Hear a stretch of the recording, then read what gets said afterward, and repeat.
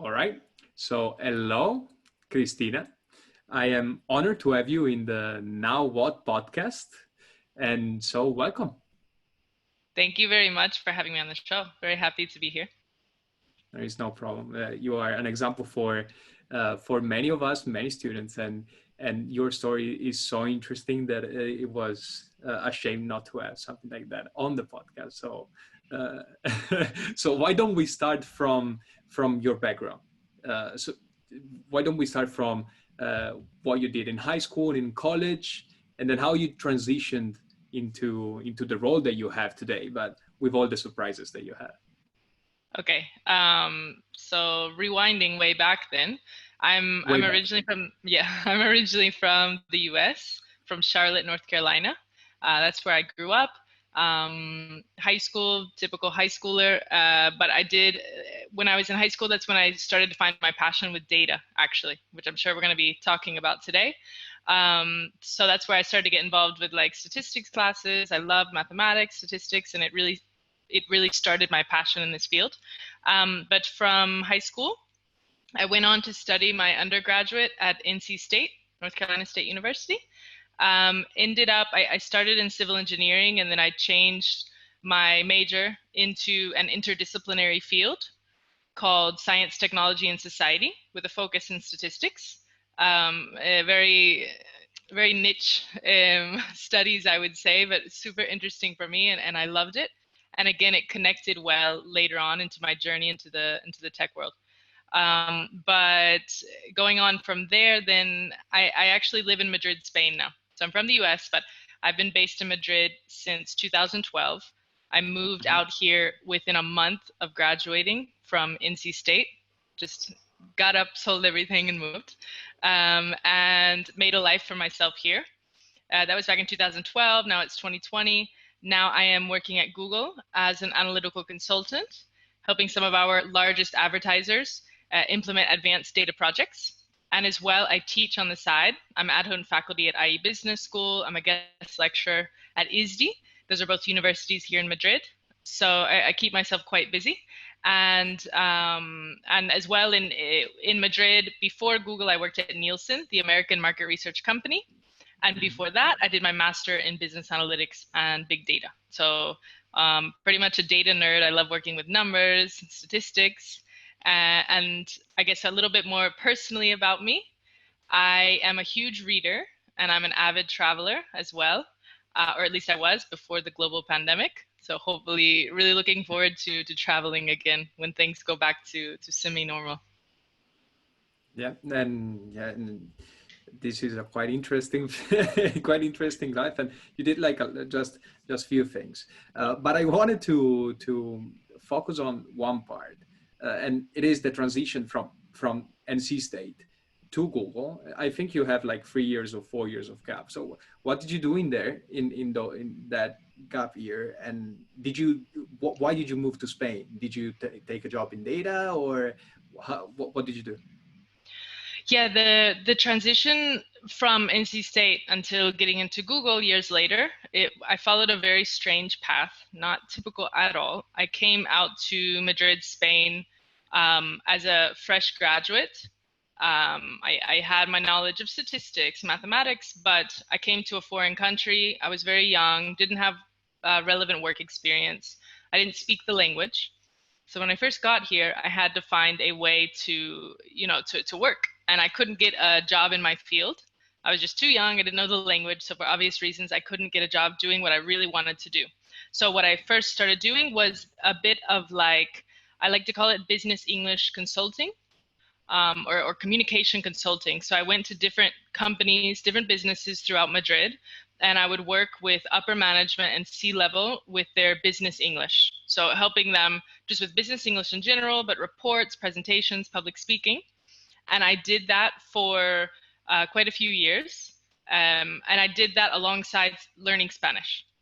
So I eventually learned Spanish quite fluently. Nowadays I work like 95% in Spanish all day, so I can do it now. But if I had to learn it, and I did that for a few years. Did that for 3 full years, and then that's when I did my master's in business analytics and big data here in Madrid. And from there, it's when I really started to pivot my career. I could speak the local language as well, so that helped a lot. And finally, I was able to start actually getting work in the data world where I wanted to work, and not continue with the business English consulting. Right. And what was your idea when, do you remember the moment when you said, okay, uh, I don't care about for now, I don't care about the statistic and all the works in data, but I just want to go away and try something new. Right? Do you remember what Yeah. happened in that moment, and what was in your mind, and what you decided and how you decided to just go to another country?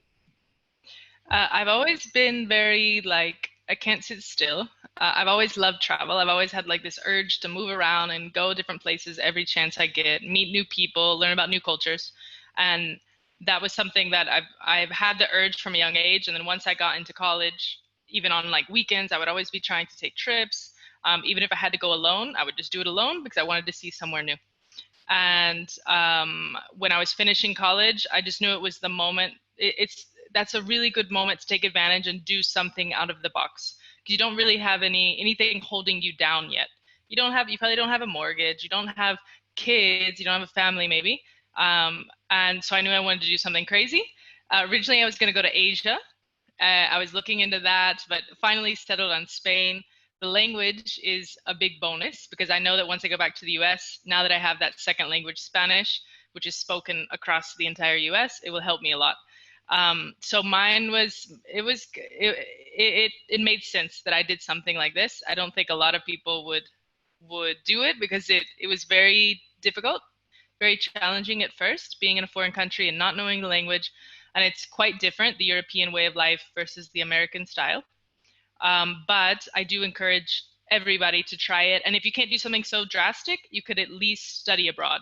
Take a semester abroad in a completely different country. But take advantage to do things like that while you can. Yeah, and sorry to go that deep into the story.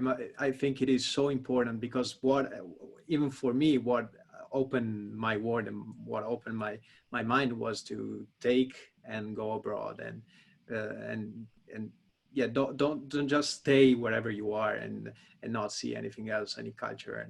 And when you go abroad and when you do those kind of stuff, you have to start from ground zero and build yourself up, and you learn how to trust yourself, and you learn to do everything by yourself, so you will have resources after that. And that's why it is so important. You landed a job at Google after that, and and with taking 3 years of gap, so don't rush it too much, right?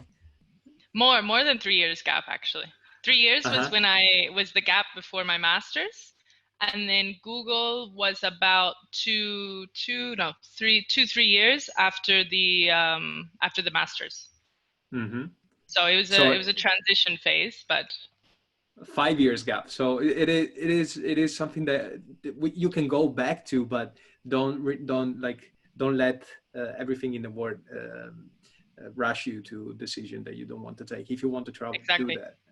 Yeah, exactly. Right?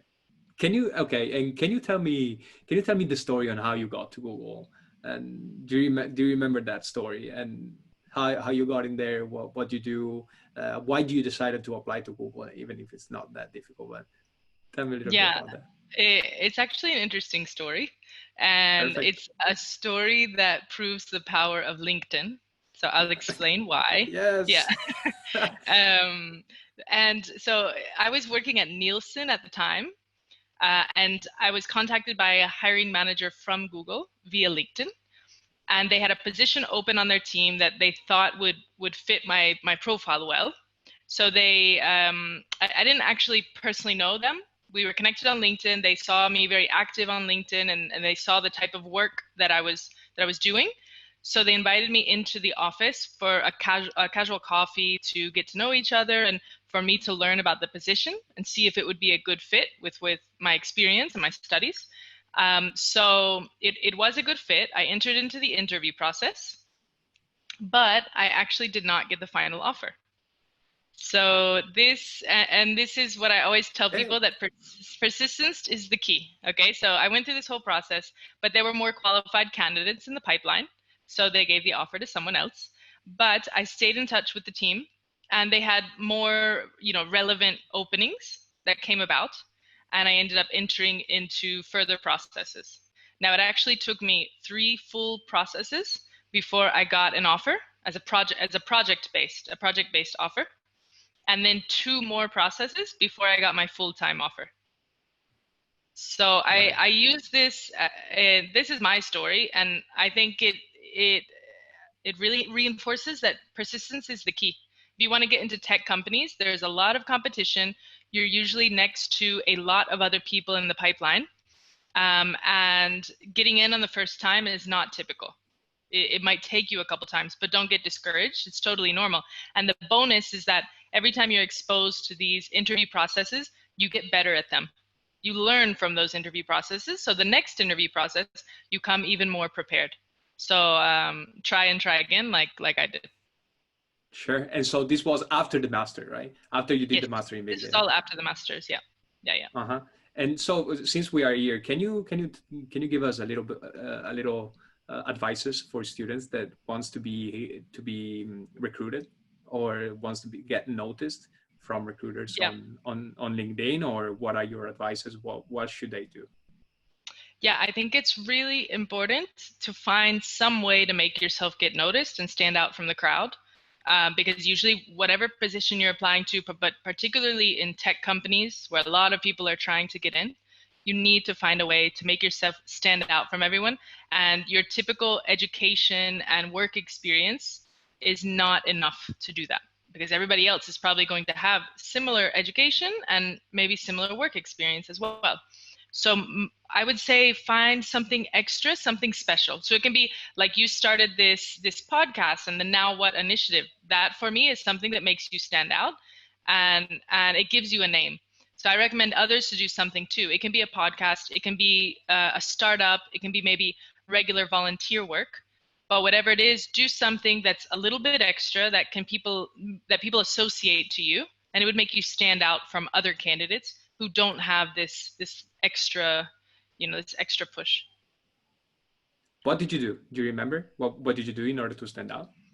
Yeah, in my case, I would say I've been super active on LinkedIn, very very active there, and very vocal about what I love, which is data and also books. So a lot of people associate me with my book a week challenge on LinkedIn. And I think that makes people remember me just because they associate that to me.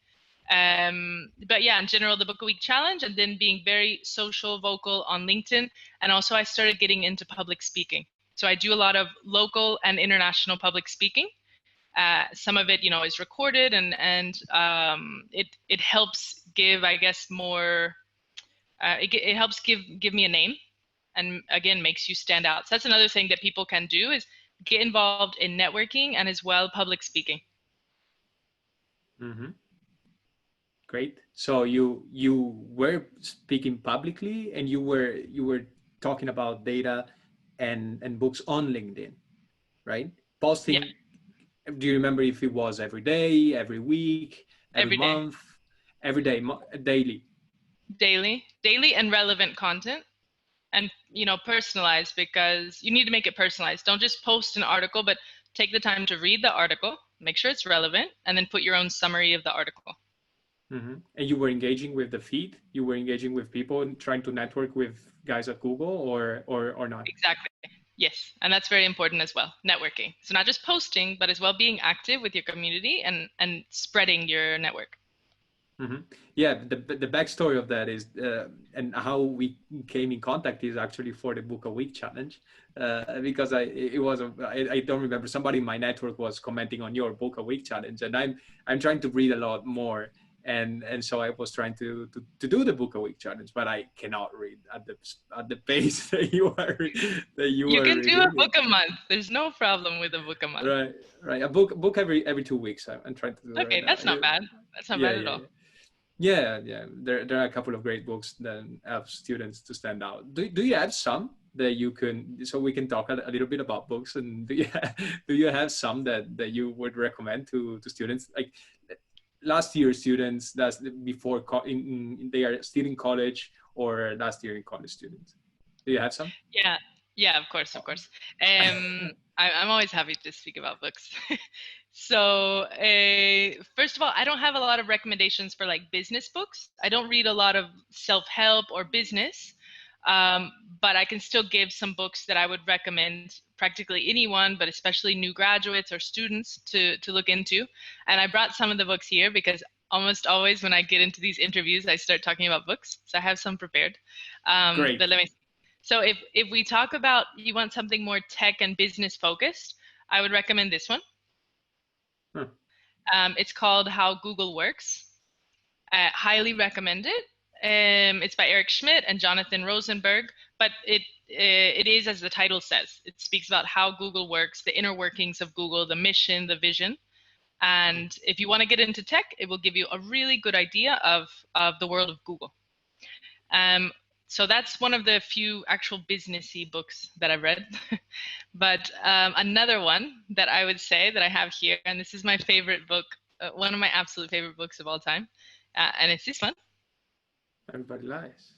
It's called Everybody Lies, Big Data, New Data, and What the Internet Can Tell Us About Who We Really Are. It's one of my absolute favorite books, and I suggest everybody to check it out. Do you know this book? I don't know. I heard about the book. I don't know yet. Now yes, it's going to be on my shelf. Okay, I would put it top of your shelf. Sounds good. It's a really eye-opening book. It's about this guy who did his PhD thesis, and he wanted to use search data. He wanted to prove that using search data is the best way to understand the human psyche, because we feel safe when we enter into a search engine like Google. And you'll pretty much say anything, you'll search for anything, and it will be thoughts and questions that you wouldn't even tell your closest family or friends. Mm-hmm. And he gives an example of say that you are considering getting a divorce. The first thing that you will do is start searching on Google for divorce lawyers, cost of a divorce, things like that, what to do with the kids. And you'll do that before you tell your partner, before you tell your family, before you tell your friends. The first thing you'll consult is search. And he writes the entire book on this premise, and he analyzes search data. And it's just really interesting, the findings that he comes up with. Mm-hmm. Can you give us some little tips about the books on what was those results? Because it's very interesting. Like it uses Google search as your best friend, right? Yeah. So. Yeah, pretty much. And he gives a lot of examples like that. The divorce one, or say you start to feel depressed. The first thing you do is you consult search. You start searching for depression symptoms, maybe a psychiatrist, maybe medicine. And again, you do that before you talk to anybody around you. And the book gets into different topics. So there's a part on like politics and talking about, the last presidential election in the US and what search behavior, what that could have told us about what was going to happen in the election when Trump was elected, because there were some signs within search behavior that we could have seen this coming. And he goes through it. I just suggest reading it because it's so many different use cases and analyses. And it really opens your eyes. And it's not just US focused, it's very global. It's got different examples from different countries and the findings that he has. So check it out. I don't want to give too many examples because I prefer that everybody reads it. Sure. And now my curiosity is up. So yeah, definitely. And do you have any others? Something that may be a little bit more philosophical, some book that changed the way you look at things and could really that made you grow, and probably that changed your perspective a little bit. I know it's a difficult question, but if you had one that came to mind. I brought a couple of different books, and I think the other ones that I have here could kind of apply to that. So I always have my books ready. Okay, so then I have two here that really made me think. The first one is this one. It's called Guns, Germs, and Steel. It's it's a classic. It's quite famous by Jared Mm-hmm. Diamond. This one, it's kind of like Sapiens. Have you read Sapiens? Yeah. All right. Yeah, it's kind of like that one, I would say, but this is much older. Sapiens is a newer release, but it's kind of along those lines, and it goes through the history of mankind over 13,000 years, and how different, revolutions, how different technologies, how they changed us as a species. And Mm-hmm. it's really, really good book. I highly suggest that. And then the other one, this is completely different. It's called Exhalation. Exhalation. Exhalation by Ted Chiang. This one is very new. It was released quite recently, and it's science fiction, but Great. it's short stories, sci-fi short stories, each one addressing a very like a question that really makes you think. Mm-hmm. Very deep questions, but and answering it with short stories in a sci-fi kind of twist. So it can be, Love that. it could be questions about AI. At what point does AI become like a human? At what point do you start to consider it like another human? Things like that. And the short stories really make you question the theme that it's covering. It looks like a Black Mirror of the books, right? It kind of could be. It's not so negative like Black Mirror, because Black Mirror Yeah. is pretty crazy. But it's like that, maybe on a little bit more of a positive note. It challenges your way of thinking. Wonderful. This is a great book, and I'll ping all of those in the show notes. I'll put those on. And Okay. any others that you have in mind? Because I never heard about many of those books. Like I Oh, heard a lot. I could like go on and on books. Let's go. I don't think we I think we can go in there. I mean, I can tell you them. I don't have them prepared here because I only brought some of my favorites. Sounds good. Is this the It first one depends. that? Is this the first time that somebody asked you more than the one you had prepared in on the side? Yes. Or? I always bring, whenever I have a talk like this, I always bring some books prepared in case Good. I get asked about this. But I've never had somebody actually ask so much that I didn't have enough books prepared. So first time for me. Good. Great. So what else? Um, Let's talk about even fiction if you have, right? Fiction. Okay, fiction for my favorite books. Again, I'm very much into like the tech world, and I like sci-fi. One of my absolute favorite fiction books is Seven Eves. Mm-hmm. Do you know Seven Eves? Who's the I forget the author is the author is Neil Stevenson. This is a Okay. sci-fi book, but if you like sci-fi, it's a really well-written book. And I found out about it because Bill Gates reads a lot, and he Yes. posted recommending this book highly. So I ended up buying it, and I loved it too. So that's one. Right. As well, some of my favorite novels, because like I said, I don't read a lot of very Keep business in or self-help. Sure. Keep in mind you're talking with an audience of students, right? So somebody that could really engage that years could be 22, 26, 22, 27, 20, even earlier, even 18 years old. So something that could really change or change or interest them. Yeah, I mean, novels are great just I because I think constant reading is good for you. So novels to get lost in, I think is very good for your brain.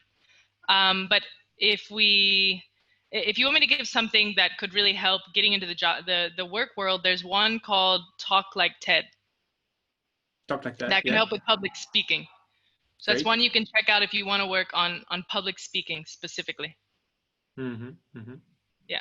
But any of the classics like Siddhartha or uh, 1984. 1984. 1984, Uh-huh. I think, is a must for everyone. I shouldn't All even right. have to say that one. That one should be covered in Animal Farm, the typical ones. Sure. And then the latest typical ones are Sapiens and Homo Deus. I think so. Yeah. Um, I would read both right. of those. I would recommend everybody to cover those. Mhm. Yeah. And so, okay, great. And I think we can go on with books like years. But do Yeah. you have any? So I was really into when I was starting to read, and I wasn't a big reader when I was younger. When I was 15, 16, I wasn't a big reader. I like movies a lot, and I was watching movies a lot when I was younger. But I went into the books a little bit later on, and when I started reading, um, I was wondering if it was. I was talking about numbers, right? Like I didn't get the things because I wanted to read a lot, and in one week I wanted to read one book, but it is not something that I enjoyed that much. So do you have any strategy in order to read and read more? Do you speed read? What do you do in order to read consistently, and you get the question? Yeah. Yeah, I don't speed read. People have asked me that before. I do not speed read, and I don't like speed reading because, at least for me, I can't absorb all the content fast enough. So I read at a normal pace. But what I do is I've tried to get rid of my bad habits and replace it with the good habit of reading. So instead of wasting 30 minutes scrolling through your Facebook news feed, open a book and read for that 30 minutes. Instead of playing Candy Crush, open a book. Instead of having a marathon of series on Netflix, open a book. And I make sure that every day I have allotted time to read. And even if it's a really busy day and I've been working a lot, even if it's just 15 minutes before I go to bed, but I make sure that I get in a little bit of reading time. And then at least depending where you are, but if you're taking, let's say, public transportation to work, that's a really good moment to take advantage of reading. And that's where I got hooked on the Book a Week challenge, just because I was taking the metro around Madrid so much and I had so much time to kill. I didn't want to sit on my phone. So instead, what I would do is always carry a book around with me. And while I was moving around in the metro, I would be reading a book. So you can find moments in your day that you can do that as well. 100%. What do you think of Audible? Do you listen to books or do you read books? I know you hit that probably, but but what do you feel about Audible? About audio. Audible, yeah, audiobooks and listening to books. So I'm asking because I listen to a lot of podcasts, especially the Tim Ferriss one. That my cast is to bring him over here on the podcast. One day I'll do that. But I saw it is like 2 hours, 3 hours episode, and I'm doing one every day. So sometimes I use that and go for a walk instead of reading the book. That's right. But I was trying to go into reading more by audio as well, because I like to listen to things. What do you think about those? Do you use Audible? I don't personally, but I think it's totally valid. And it depends on the person. I love having a physical book. I don't even read electronic books. I have a Kindle and I tried, but I just couldn't get into it. So I always have a physical paperback book. But audio is totally valid, and I know a lot of the people that use it. And I think as well, whenever I move back to the US, and there it's a lot more of a driving culture. You're always driving around everywhere. I think when I live there and I have my car again, I would do a little bit more podcasts and audiobooks, so you can take advantage of your time in the car the same way that I take advantage of my time in the metro with the book. Mm-hmm. Mm-hmm. Sure, great. I found it difficult to read on the metro. You're driving around all the time in the US if you're not in New York. So just to make things clear. Yeah. I didn't have that much time to drive around, and I didn't want to get in a car in New York. But yeah, and what do you? Can you walk me, if you want to, on your routine on a daily? Do you have a routine daily? Do you keep every day the same? In order to boost productivity, you're doing so much stuff that do you have a routine? Do you use it? And even when do you put that reading time? In the morning, in the evening, after lunch? Just those kind of things. The reading time goes everywhere. No, but I do. I don't follow the best routine. I just kind of go with the flow. But I typically do wake up in the morning and try to read for a little bit with a tea. Like while I'm still waking up, I'll have a tea and I'll sit and read my book for 20 minutes. If I can. That's gotten especially easier now that I'm working from home, because before I would obviously, have to rush getting ready and then I would read on the metro. But here I'll just have a nice book with a tea. Then I'll work all day. I may or may not read during the lunch break. And then I work. So while you're eating, or you eat and then you read? I do sometimes while I'm eating. that's right. I do the same. That's only if I'm eating alone.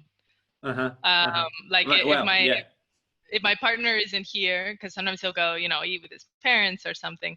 And if I'm eating here alone, then yes, I might eat and read, but not always. And then so I'll work all day, and then in the evenings I am very active. So I usually have something going on in the evenings, whether it's I'm studying an online MBA right now, or maybe I'm teaching in the evening. And if I'm not, then I try to go on a walk.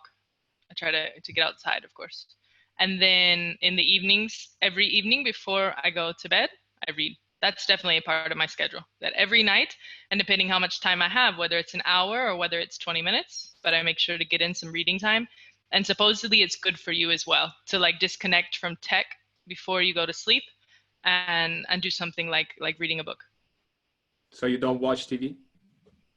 I don't do it very often. And even my partner will be watching TV and I'll be reading a book next to him. I love that. I love that. No, but Yeah. I do sometimes watch series though. I don't really like TV, but series, yes. So we'll Yeah. get into some series, but I try to make sure I balance it with reading, that I'm not all weekend watching a series. I try to have some variety there. Yeah, I do. I try to do the same. Not very much into TV. If I have to watch something, I try to watch documentaries. I need something that Yeah. that teach me something, that gives me something. It's not like trash TV. I hate that. It's a loss of time. Yeah. And yes, so especially in the evening. And I was trying to pick up a book before going to bed, and I did that for a lot of time. Right now, I'm lacking a little bit because I'm working like until 10 p.m. and and then go for a little bit of TV and go crash on the bed.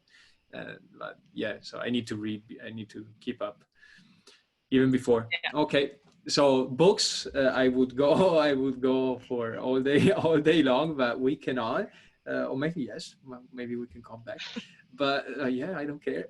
But what about some skills? Okay, let's talk about skills. So one thing you said is you're learning continuously, and I like that very much, especially online, right? So I think even if you are at Google, you keep improving your skills. Do you look for those, or are you constantly doing that, or is just because you're doing the MBA right now? I'm pretty active when it comes to continuous learning. Right now, I'm doing an online MBA. It's just right now for 1 year. But in general, yes, I'm usually trying to continue learning. And I do recommend that for anybody, particularly trying to work in the tech world, just because you're gonna have to get used to continuous learning because it's always changing. Tech, and even within the companies, they're always pivoting. They're always reorganizing. They're acquiring new companies.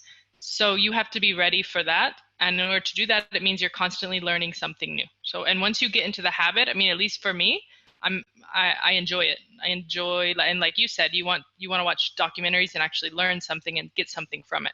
It's the same thing. I don't want to pass an entire week where I didn't learn anything new. So make sure that you get into that habit of continuous learning. And it doesn't have to be continuously studying masters. Just something, online courses or watching documentaries for me can be very educational. And Um, reading and two reading. books a And day, right? reading is continuous learning as well. Yeah. So I do, yeah, I really encourage that, and it will help you anyways in the long term in the tech world. Yeah, definitely. No, one thing, even because the continuous learning opens your mind so much that you have different ideas coming from different fields. Keeping your Exactly. mind very, very broad is very important in order to have new ideas on what you're doing, on what you're working on. I love that. And do you have any resources or tips for continuous learning? What do you use? For like, I give you an example. I use Coursera a lot. I always doing some courses on Coursera, like mathematics. I'm doing now mathematics for machine learning. I was doing before blockchain, cryptocurrency. So all different kind of things. Do you have any platforms that you're using and that you like more than others? Coursera as well. I've done online courses on Coursera. Highly recommend that. As well, I mean, a lot of my continuous learning is through books. And documentaries. I was going to mention documentaries because there's this really good one called The Age of AI on Mm. YouTube, called The Age of AI. So yeah, sometimes I'm trying to find interesting documentaries as well. since we're here, do you have any? Yeah, Any the Age of recommended? AI. The Age of AI is the one that I'm finishing now, and I highly, highly recommend it.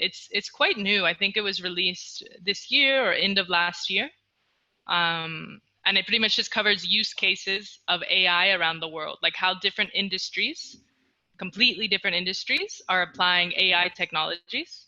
And things like helping people with disabilities to be able to communicate, or fighting poachers in Africa, and how these different companies or startups are actually applying AI in these very niche cases.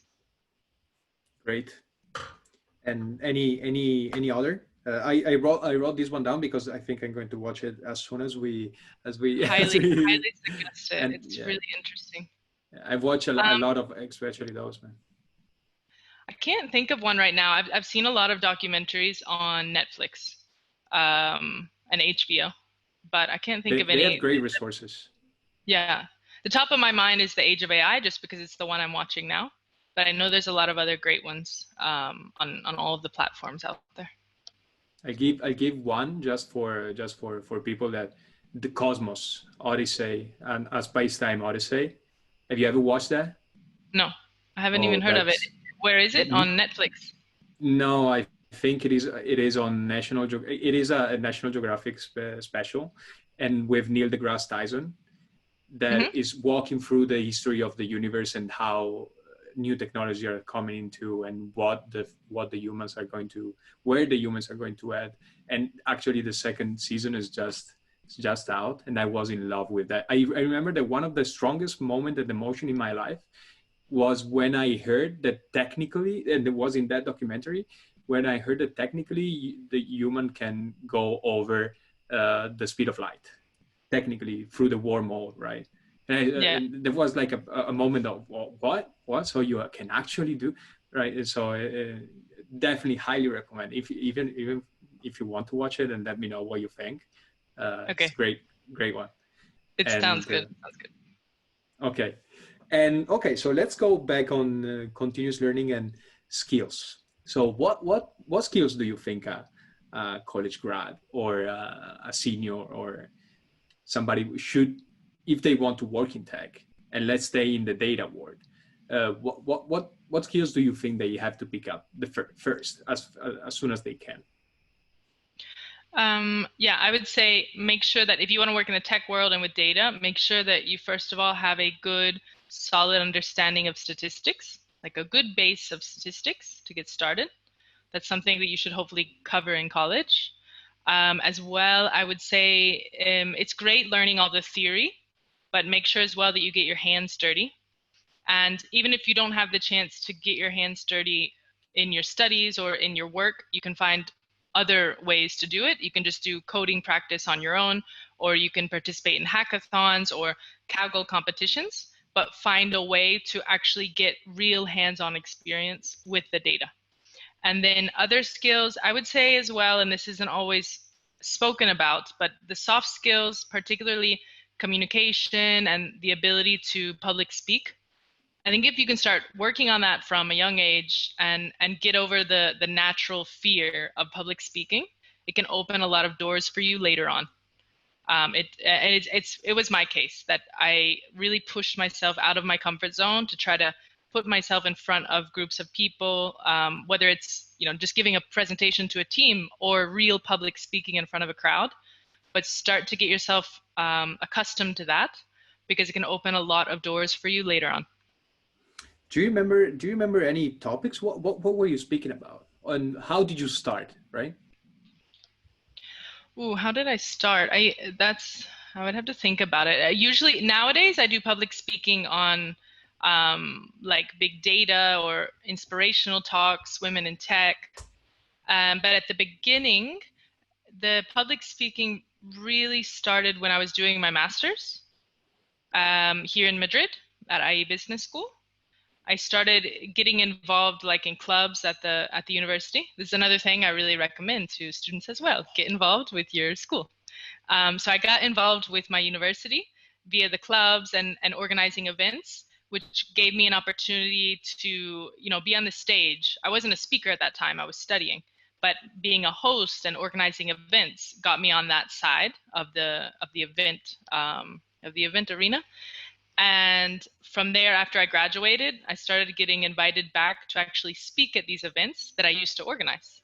So that was my Great. first, yeah, that was my first exposure to speaking in front of crowds. And then from there, I started, using my network and trying to find opportunities to get a chance to speak in front of people, because it actually gets easier. The more you do it, it gets easier. The first few times, it can be very scary, but just start doing it and it'll get better over time.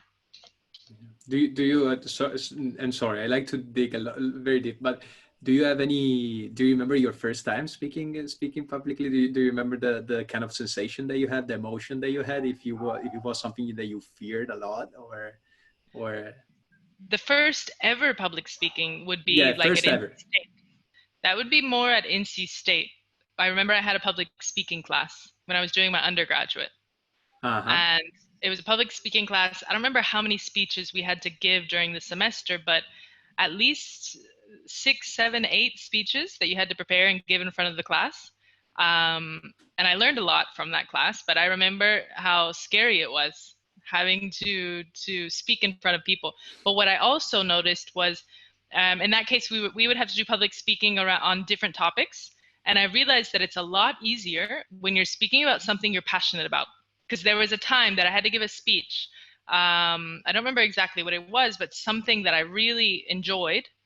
And with passion, I was able to do it a lot easier than, for example, giving a speech on a topic you're not really comfortable with. Because that was in the class, what they would do was give you random topics and try to push you out of your comfort zone. But of course, when you're doing something where you have experience and you have passion, it should shine through when you're speaking in front of a crowd. Do you have any funny stories about public speaking, that maybe some failure that you remember that it can push people and do that? A Any failure. very bad, yeah, a bad public speaking that you had, if you want to bring it up. I don't like to remember this, but I did pass out during one in undergraduate. I, So I I did pass out. so it was so intense that the emotion was so intense that you passed out, or Yeah. because you were sick.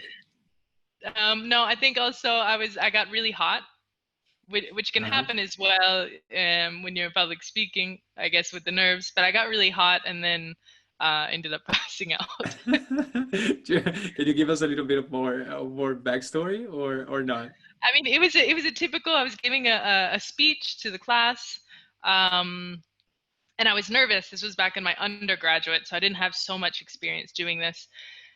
And it probably didn't help. I just had I walked everywhere on campus, and I believe it was like in the summer, so it was already really hot outside. So I had just kind of gotten really hot before coming to give the speech. That didn't help. And then when I got Uh-huh. up in front of the class and started speaking, I don't remember exactly what happened. I just remember waking up and there were a lot of people around me, and I was on the floor. So I had passed out during it. that, that Um, that is a good way to keep people on very on their attention, right? You keep people alive. Nobody's going to sleep during that speech if you pass exactly, out. exactly. Right. That wonderful. That's a great story. And okay. And yeah, so one thing that I wanted to ask you, if you don't have, like, do you have any statistic and any statistic recommendation for students if they are not studying it in college, or they feel they are not doing that properly?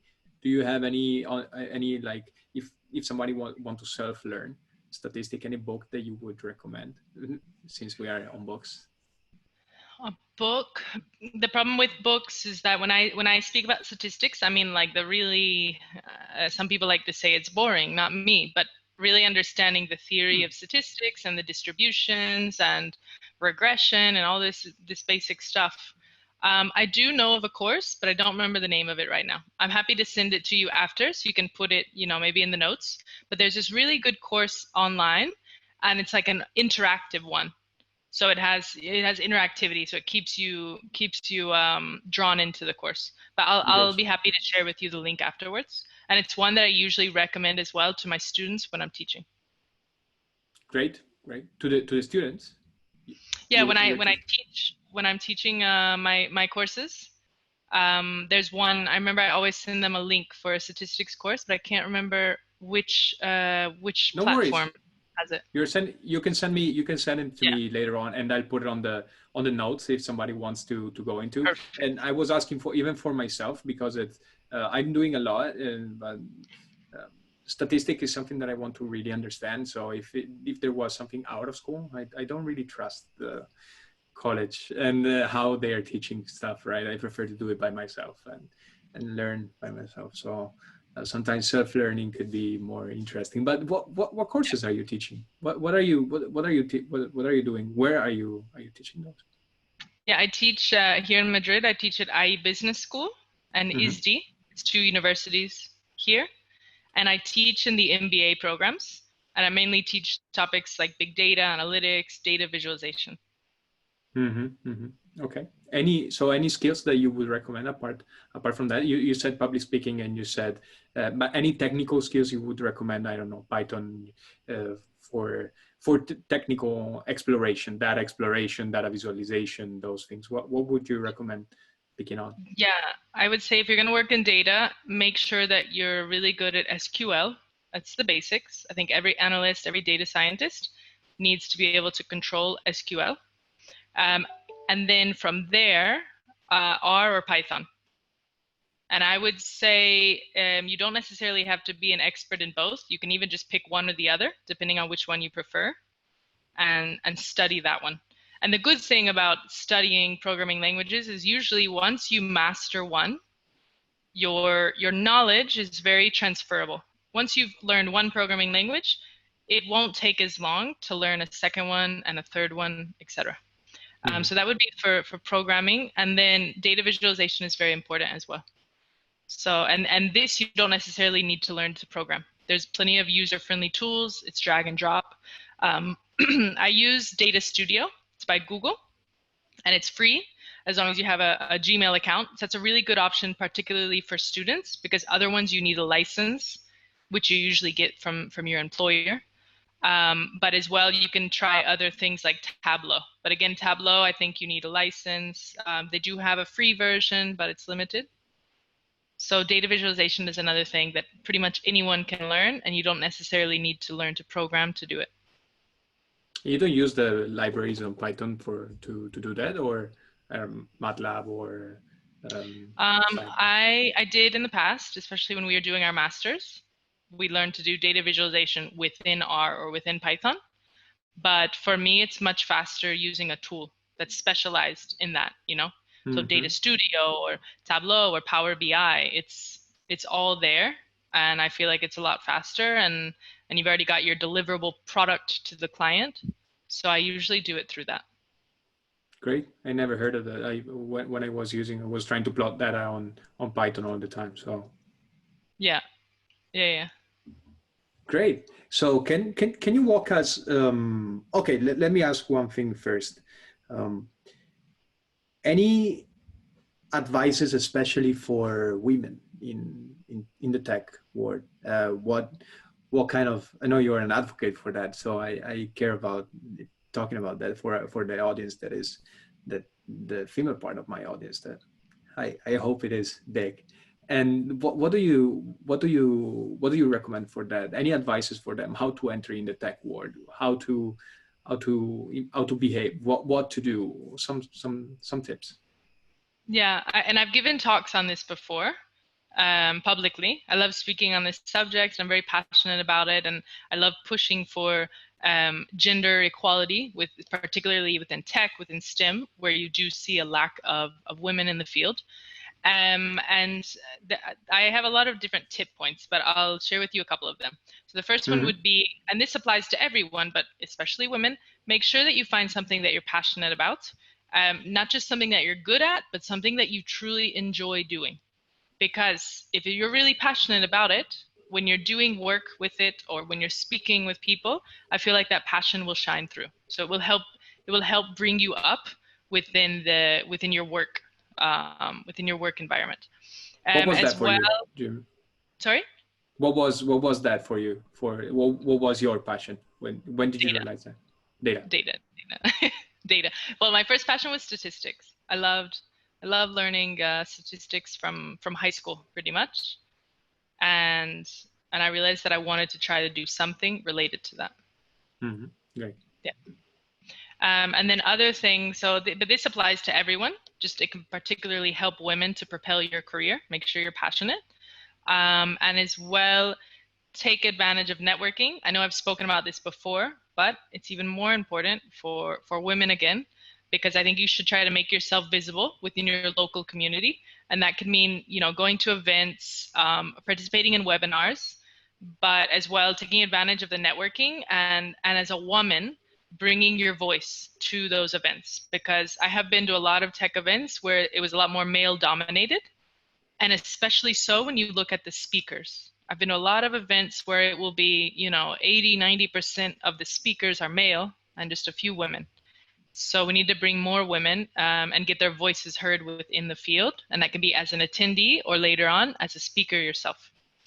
You'll be happy to know that the Now What community, like the team members, 6 of them out of 8 are women. So good. And great. That's and great women. That's good to hear. We need equal involvement always.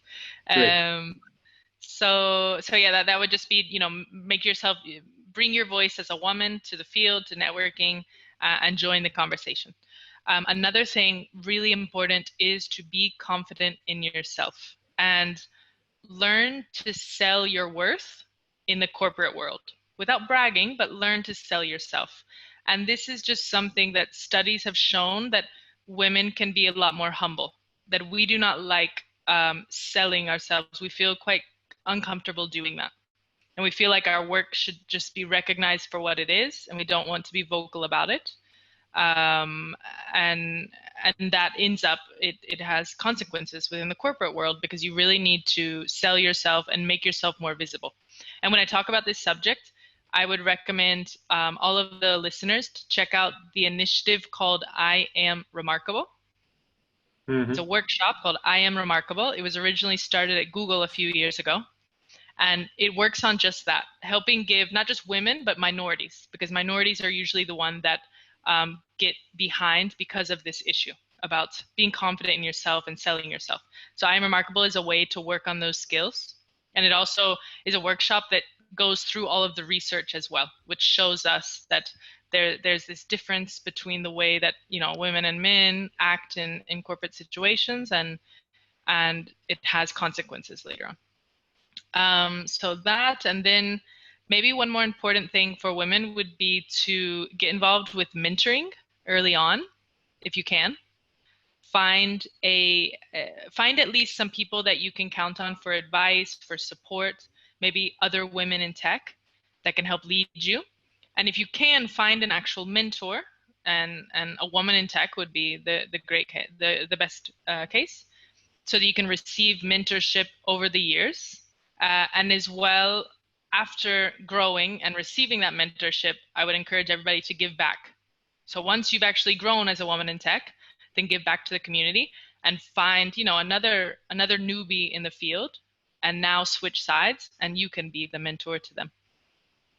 Mm-hmm. Did you have some? Those are great tips, and thank you. I think they're going to be very helpful for not only for women, but for everybody in general, especially for women. Yeah.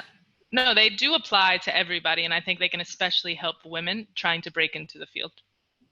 Great. And did you have any mentor when you started when you wanted to enter in tech? Did you have any mentorship? Not at the beginning, no. I didn't have anybody really. I had people that I followed, you could say. So I had the people that I looked up to in the field, and I would follow them very closely within, social media. And as far as mentorship, I have had mentors. Like at Google, I had a mentor for quite a while, but I've never had like a continuous one. But that would be the best case, that you find somebody who can really help lead you over years. I've just been in different mentoring relationships. Great, and I find the same. So I got distant mentors, and learning from social media, and because it's difficult to find somebody that is actually pushing you, so or seeing you closely. But yeah, on social media, and those kind of people are the best one to follow and to get advices from. Do you have any recommendation of people somebody should follow on social media? Yes. Yes, My perfect. favorite is Cassie Kozyrkov. She Huh. is the chief decision scientist at Google. And she's really active on social media, very, very active on LinkedIn. She participates in a lot of public speaking. You can find a lot of her YouTube videos online. And she also has a very active blog in many different languages as well. She has a solid global following, and she has a blog. She writes articles, and then she has a community that even translates them into other languages so that people around the world can consume her content. But she's my absolute favorite, and she's very active. So you can get a lot of information from her. And the way she is a public speaker as well, it's very inspiring for me because she does a great job of it. And she knows how to explain very technical topics, but in ways that any kind of audience, many times any kind of audience can understand her. So that would be Mhm. my biggest Top. recommendation. Any other that comes in mind? Yeah, I have lots of different ones. She's definitely the number one for me and the one I'm most closest to following. And then there's others like Kate Strachnia. She is like a data viz. She's very active on social media as well, but she's more with data visualization and also working mothers. She promotes a lot about that, being a working mother and how you can find success even while you're raising kids. But she's another one that people can follow. Those would be the main two that I would suggest. And again, you'll Great. notice that they're women in tech. I particularly focus on other women in tech to follow, just because it's an Perfect. inspiration for me. Not only for you, I was following you on social media, so I follow a lot of women in tech, and those are great resources. Thanks. I don't think we should even make the distinction. Those are just influencers, and good to be inspired by. Okay, so Yeah. I think those are great resources, and uh, let's close it up with a last question, if you're okay. Uh, is there anything you would do differently after the senior year in college? Would you repeat exactly the same? Would you do differently? What is the advices you will give at your senior college at NC State, graduating a couple of months after? Yeah. So if there was anything I would do differently, I would say, and this is more the undergraduate. Speaking about my undergraduate times, I I should have taken it more seriously, to be honest. By the last year, I was pretty serious. It's true, but before that, in the earlier years, not so much. So if I could go back, I would be a bit more serious with my studies. By the time I went and did my master's, by that time I was very serious with what I was doing. But in undergraduate, I wasn't always focused as I should have been. And as well, I regret then not being involved with my undergraduate university because you have so many, especially in the US, you have so many different opportunities in the university, whether it's through sports organizations, clubs, student government, whatever it is, you can find ways to get involved. And this can start your networking build up early on. And when I was, I kind of have an excuse. I was working full time through undergraduate, but still, I still regret not getting a little bit more involved with the school. And when I went on and did my master's later on, I was super involved with the university. So that's something that I would just suggest everybody to find a way to do it when you're studying. Great, perfect. I think those are um, great tips, and they're going to be helpful for many of us. So thank you very much. Don't want to steal more time, and so thank you very much for being with us. It was great. Do you have any parting thoughts for the audience? So anything else you would say? No, just good luck to everybody. The times are changing a lot lately as we're all living through quite crazy times. So I guess my piece of advice would be to take advantage of any extra time you might have right now. A lot of us have more extra time than we're used to, maybe because you're living through a lockdown, or you're working from home, or maybe you're social distancing from friends and family, you're not going out as much. With all this extra time, make sure that you don't throw it all away. That's what I would say. Enjoy some time with your family and friends, and on the other hand, don't throw all your time away. 100%. Thank you. Thank you so much.